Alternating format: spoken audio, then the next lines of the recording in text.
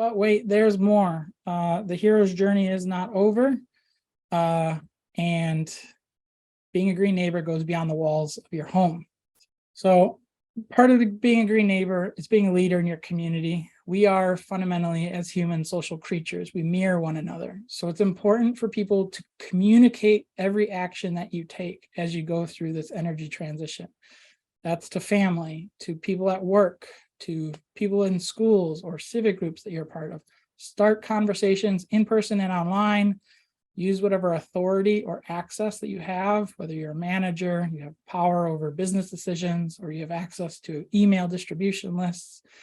Get the word out. We must facilitate a social and cultural transition, not just a technological one. That's the challenge before us, is how do we get everyone involved in the energy economy in a way that we haven't had to be involved for decades. This is a way of multiplying your impact. And so I think the first thing for folks to do after this call is establish a reoccurring time commitment. This isn't a one-time thing. Set aside time for this journey. Put a time block on your calendar. Maybe it's weekly, maybe it's bi-weekly, maybe it's monthly. Pick something that's manageable. Align your commitment possibly to other groups that you're a part of. For example, Fridays for Future provides a really great sort of model of setting aside time every Friday for the climate. Recruit an accountability buddy. Recruit somebody else that you know is thinking about these things or would be curious about these things to go through this process with you so you can talk to one another, share information, have conversations with contractors, and then go to someone else and say, hey, does this sound reasonable? Additionally, there's a great resource out there called All We Can Save Circles. It's a way to start a sort of a mini book club / action club around climate.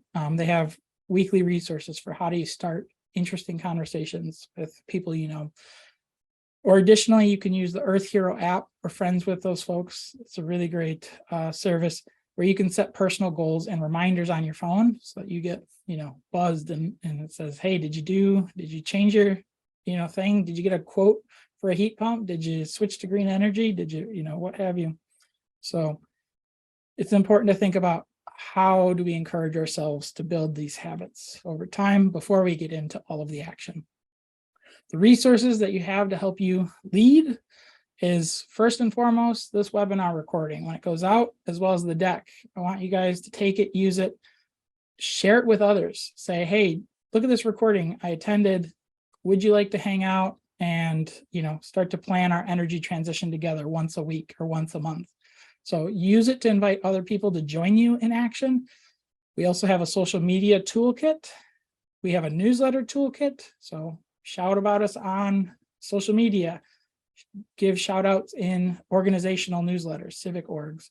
There's a press kit if you have a blog or you want to write an op-ed or you just have a favorite journalist or podcaster and you want to say, hey, check these folks out. They're doing cool stuff. Your audience wants to know. You can share that. We have tabling resources. So if you want to print out cards, handouts, and talk to people in person, we've got resources for that. There's an action checklist. Another thing you can print and put on your fridge. And of course, you can also join our mailing list to learn about new features, as well as we are hoping to build a upcoming online mini course that's sort of a cohort for people to talk about and make those plans for what does my energy transition look like? How do I share knowledge with others as we try to figure it out together? And so again, just circling all the way back is encourage you as you talk to others, meet people where they're at, start small, lead with empathy and compassion, center this hope, gratitude, and action, because ultimately other people are looking for this opportunity to heal in relationship, because we don't really heal in isolation from these hard things.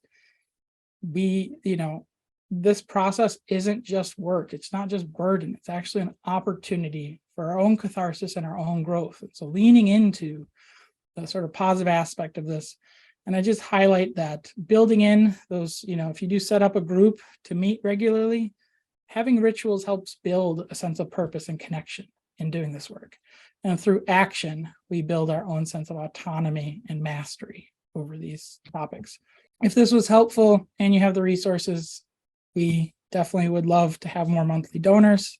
We ask people if they can to give $5 a month. regular monthly donors of what have made all of our work possible, and we will send you a sticker